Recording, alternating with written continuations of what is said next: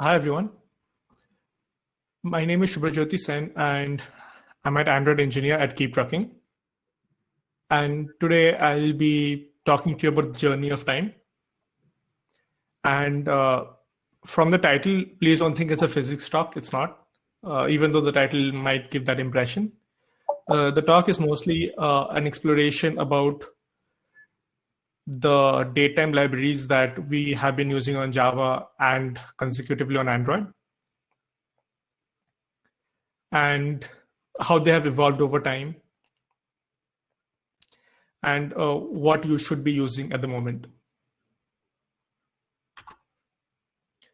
Okay, the first thing that we use is the Java utility, and this has been around since the beginning of when Java was introduced. Now, the first thing about date is that date technically isn't a date. That's not a typo. A date is rather an instance in time. So when you talk about instance, you're referring to a certain point in time that is absolute, or that is same for everyone in the world.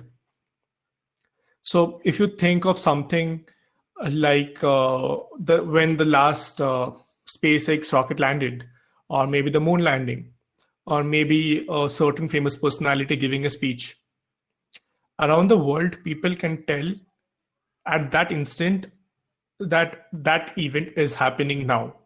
And that now is not relative for people. It's the same point in time. And that is what an instant in time represents. But here, date is rather a date and a time. Now, if you think just from the naming, that's not intuitive at all. If you think of date, you would think of the day, month, and the year. But here it is date plus time. Next, we have the constructor. Now here we are creating an object of type date. And the parameters are 2021, 1, and 19. Now, from the first glance, you might think that this is today's date, 19th of January 2021. But if it was, this talk wouldn't really have that much content, or I wouldn't really have that much to talk about. So that's not the case here.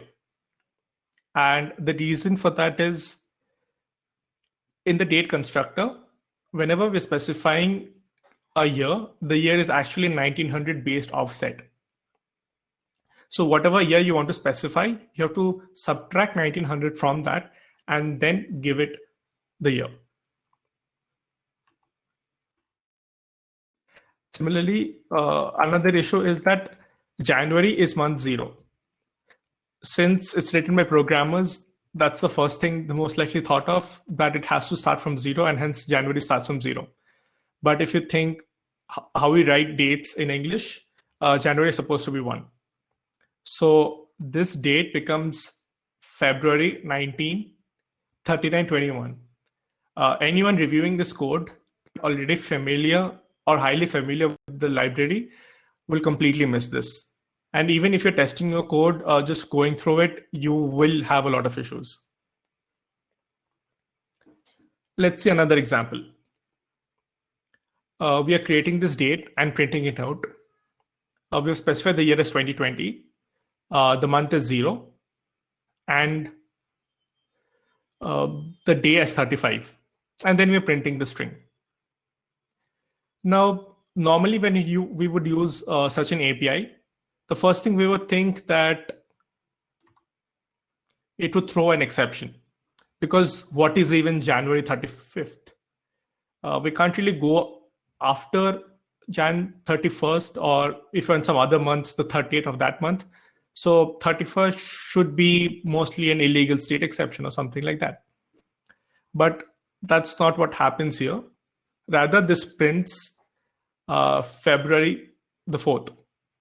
And the reason is after 31st, it just takes the offset, rolls over to the next month.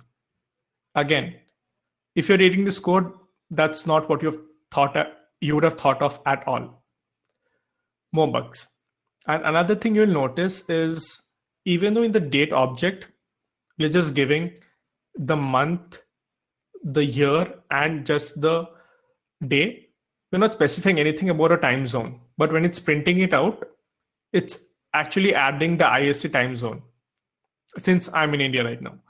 So what the toString method does is it picks up the system time zone and attaches it to the date. Now, let's look at another example. I have the date object and I'm calling .day on it. Now, when we think of a day in a date, we think of the day of the month. So our expectation would be that we get the 19th as the day. The actual is 3. And that's because day returns day of the week and not day of the month. Again, very confusing. And it's 3 here because it's a Tuesday. So Sunday starts Sunday, Monday, Tuesday. You get 3. Okay. You have seen the java.util.date library. Then came the calendar library. Yeah. You cannot format calendar instances directly. So if you're using something like a datetime formatter, you cannot call it on the date instance. Rather, you have to convert the calendar to a date and then use the date to format it. And then again, you can still have bugs on manipulating dates because of the issues we already spoke about. And then you have immutability. That's an issue both for the calendar as well as the old Java date APIs. So why exactly do you care about immutability? The first thing is when you're writing multi-threaded applications, if it is mutable, we have issues with multi-threading because from any thread you can modify the instance and this can lead to a lot of bugs. When I say immutable here, I mentioned that it's not present in calendar and Java time APIs. So they are mutable and that's an issue.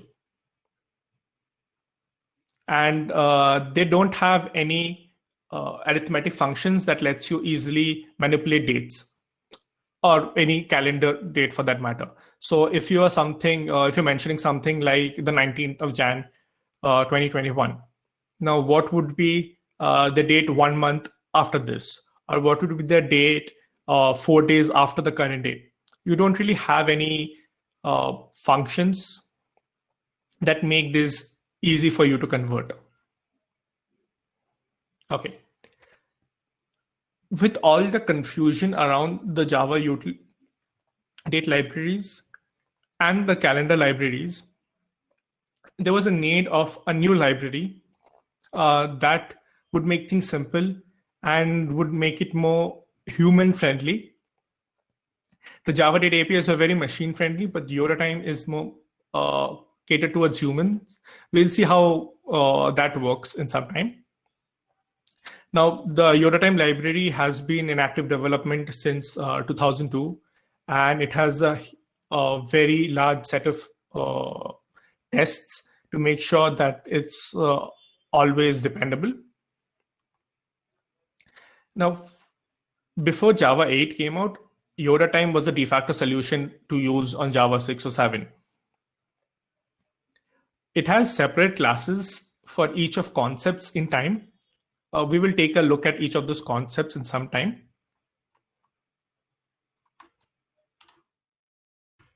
I'm sorry, there's some issue with my keyboard. Now, YotaTime is actually immutable.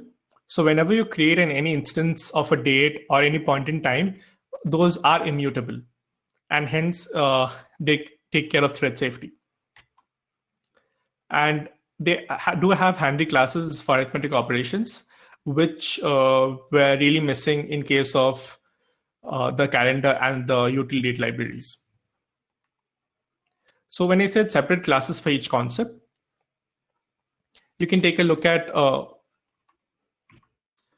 local time, which is a time without date, a local date, which is a date without time. You can see how intuitive the naming already is compared to how date object earlier had time info too.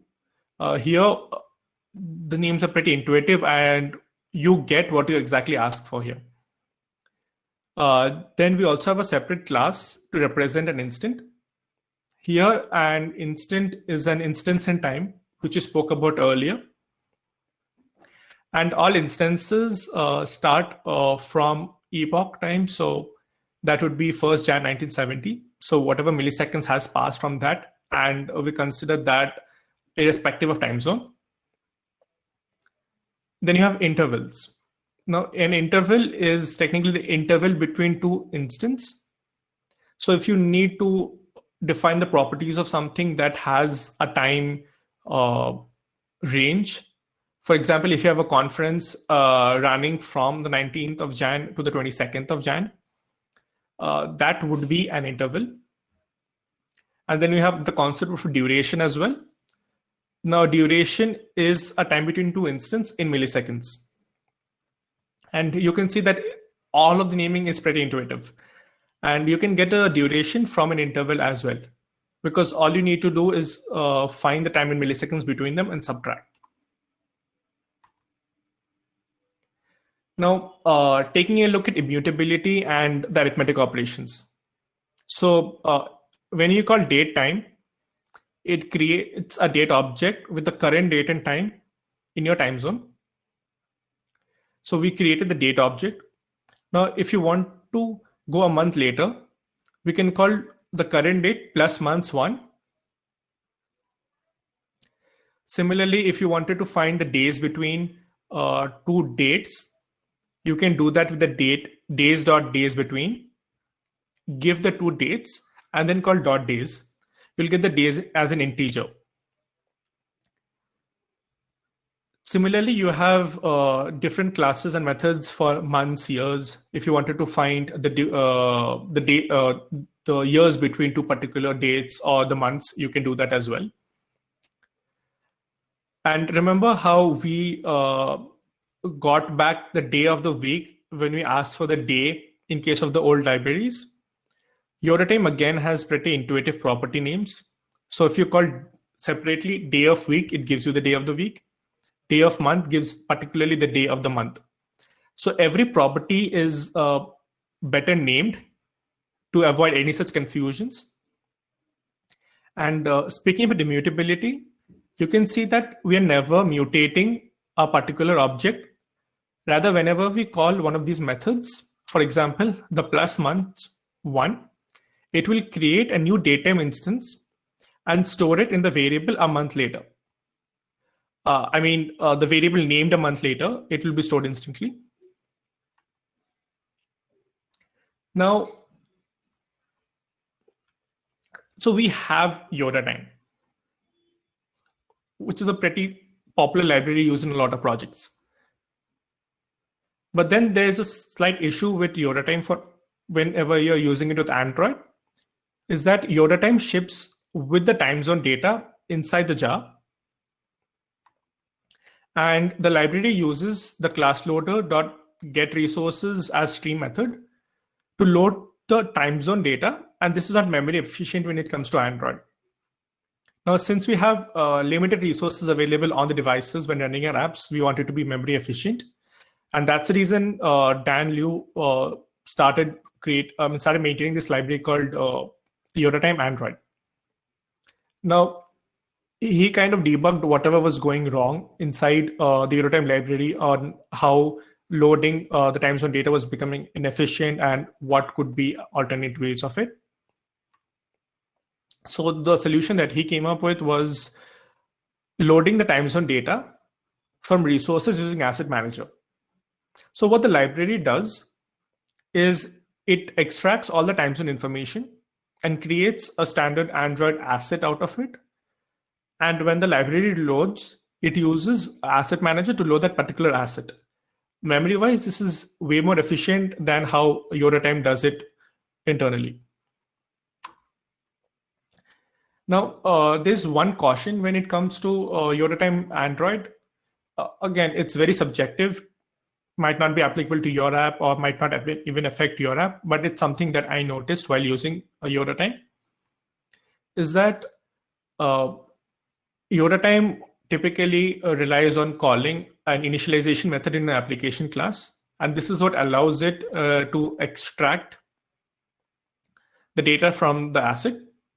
Now, loading this data on App Startup can be time consuming.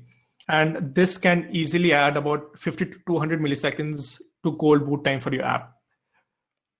I had an app that was pretty slow to load up while looking at whatever allocation was taking all the time.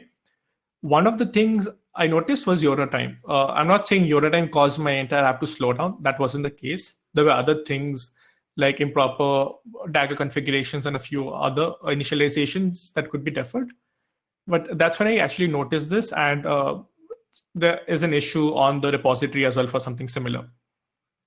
And so the suggestion would be that defer the initialization till you actually need it.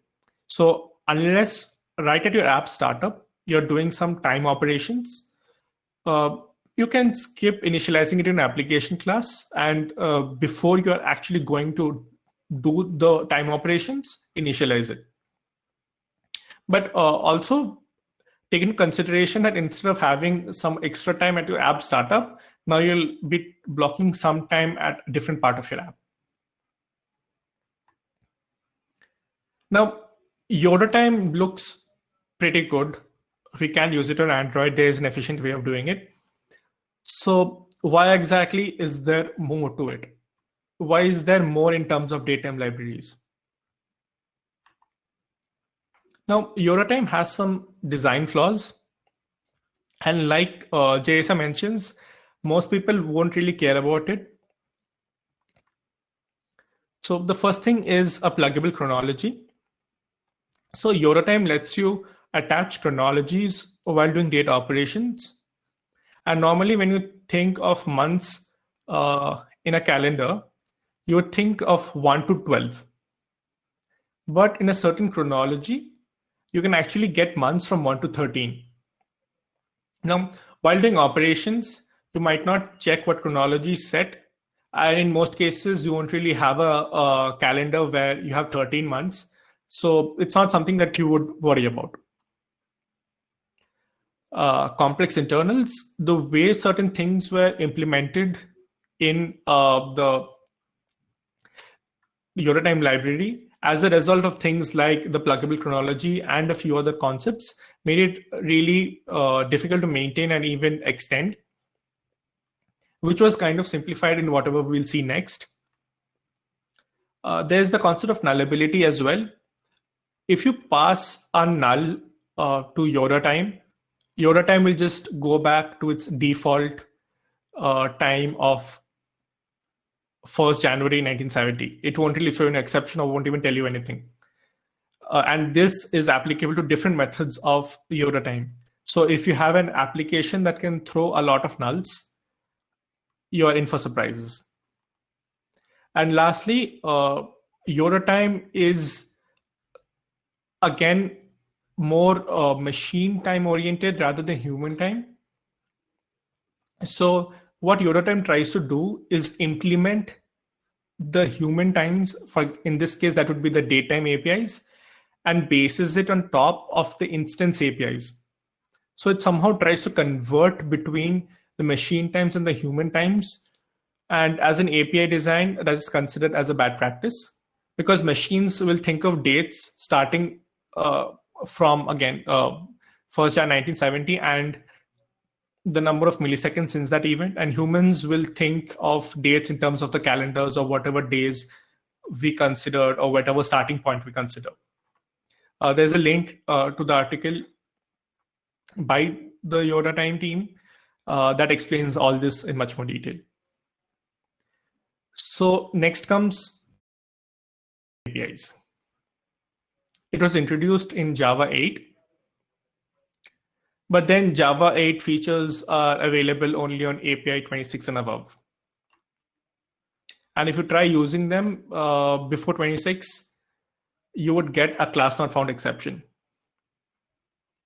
So if you just simply call any of the constructors or any methods, it would compile fine. When you run it on your devices, it'll work on 26 and plus, but it'll crash on anything below. So that's where 310 BP came. Here 310 stands for the JSR 310 specification, and BP stands for backport. So this is the backport of the Java time libraries to be used on Java 6 and 7. Since again, not all of us could afford MinAPI 26. I mean, if you can afford MinAPI 26, you're very lucky. But I would say still a majority of us are still on MinAPI 21, so that wasn't an option earlier. So 310 BP was something that you would have to use. But even with 310 BP, we had the same issue where the time zone data was shipped along with the jar. And similar to how Dan Liu created a Yotta Time Android with this custom implementation to load the time zone data, Jake Wharton created 310 ABP, which does a similar implementation on 310 BP. And I just noticed that there are typos on this. I'm not really sure what happened to my keyboard when I was typing it. Sorry for that. And it can be used on API levels 15 and plus. To correct the typos, it's 310 BP as the library, and the Jake Wharton created 310 ABP. Now, this was what you could do up until recently. Now, before going into whatever is new, let's take a look at some syntactic sugar. So syntactic sugars are these, I would say, shortcuts or these language features that makes it easy for you to write code. It's a matter of convenience. Now, if you take a look at the first array, accessing arrays using the square brackets and giving it an index is a very popular pattern. And with Kotlin, you can use something like, again, the access operators to get an element of a list. But if you think of a list implementation, list does not have that operation in Java. Rather, you would have to call a .get method and pass it an index to get the particular element at that index. But in this case, you can use the bracket operators here. And this is an example of syntactic sugar, because while this is being compiled, this code will be transformed. This code will be transformed to, again, list.get1. But that's not something we would see while using it. Now, then comes desugaring. You saw what the syntactic sugar is, but when it gets actually compiled, there is desugaring that takes place. So you have the Java code that you write. The Java compiler converts it to a class file. Then D8 converts it to the optimized DEX file.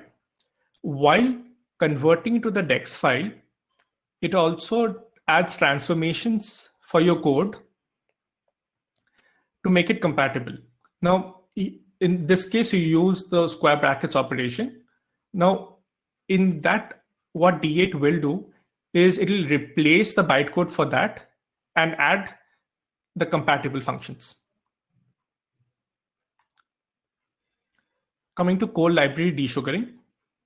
So Android Gradle plugin 3.0.0 above added support for some of the Java 8 language features.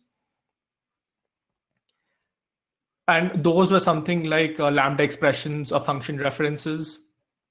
But you didn't really have flexibility to use the APIs. You could just use some features. So the Android Gradle plugin 4.0.0 onwards, it added desugaring support for the Java 8 language APIs.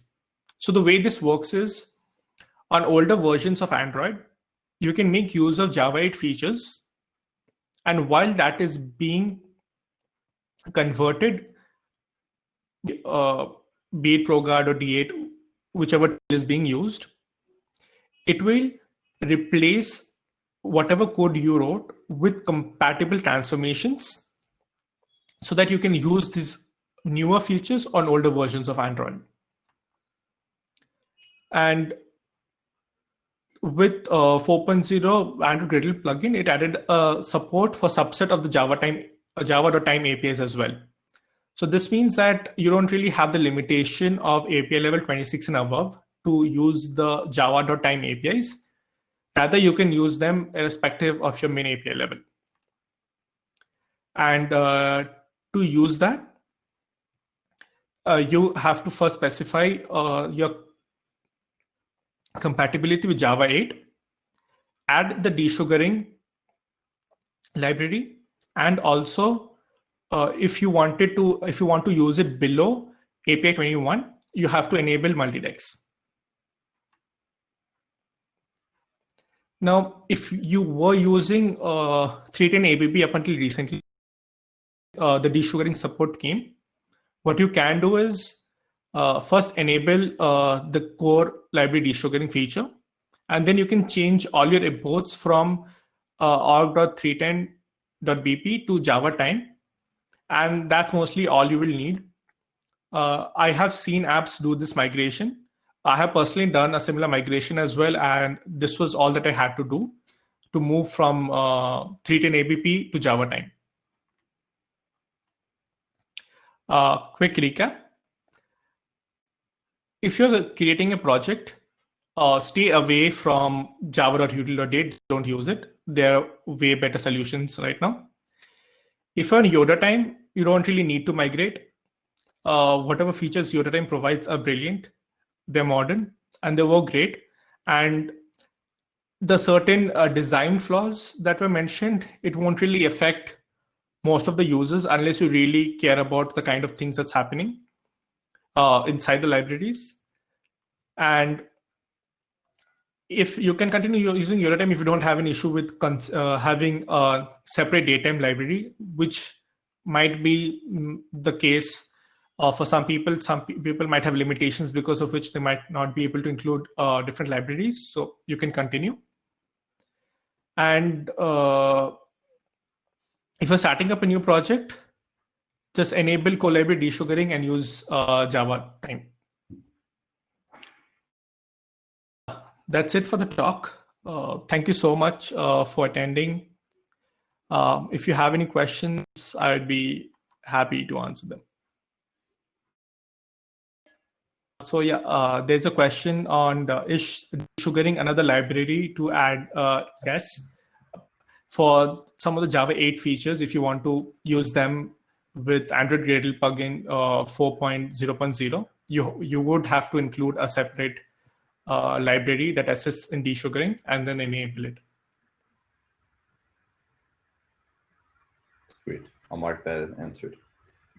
I guess we can just get them as they pop in if you want to at this point. Okay, there's another question. Can you pardon the part where you said how desugaring works and makes Java time to be available to below API level 26? Sure. So the way it works is when it's being compiled, you don't really have the code that can support the Java 8 features.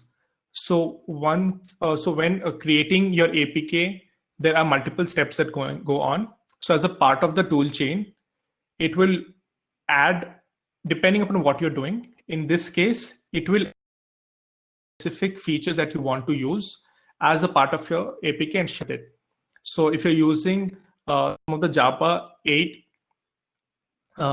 features in the toolchain, it will actually include part of the libraries that you're including. Like if you're using particular methods, it will add the bytecode corresponding to those methods and ship it in your APK, which makes it possible to use those methods in your app.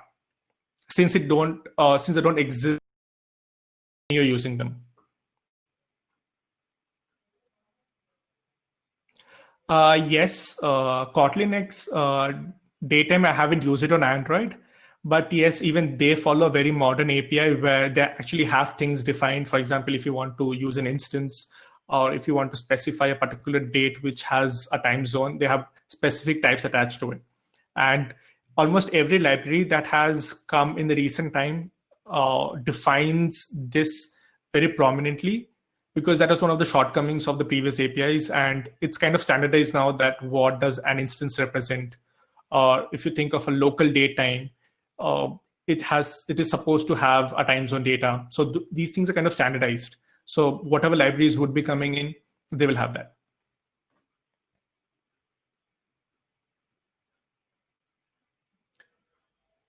Can you use desugaring in a library module? If yes, are there things that need to be done on the application?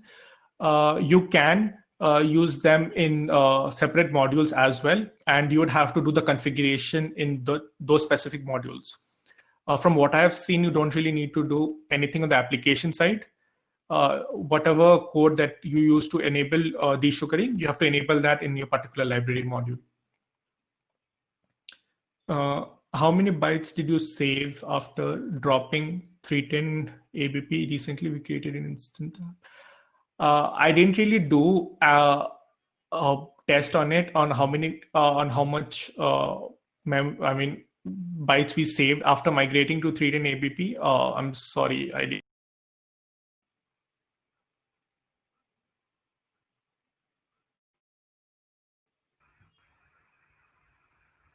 Sorry, yeah, keep going. If you want to answer maybe one or two more, go for it. Why using Java utility will result in printing the alternate time? Can you expand the question a bit?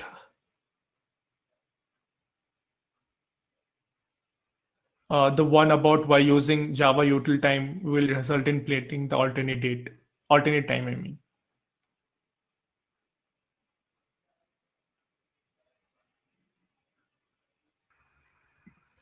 So one possibility there is that it kind of infers time zone data.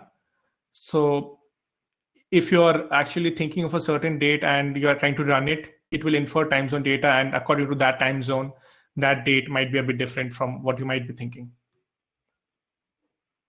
And you might notice that especially when if you're trying to run something on a CI, that if your CI is, for example, a machine hosted in some other part of the world, and that takes a local time, that would be different from the local time of your machine. How much size weight Yora time will add to APK? It will be a few hundred kilobytes. It has to include the time zone data as well, and that's the majority of it.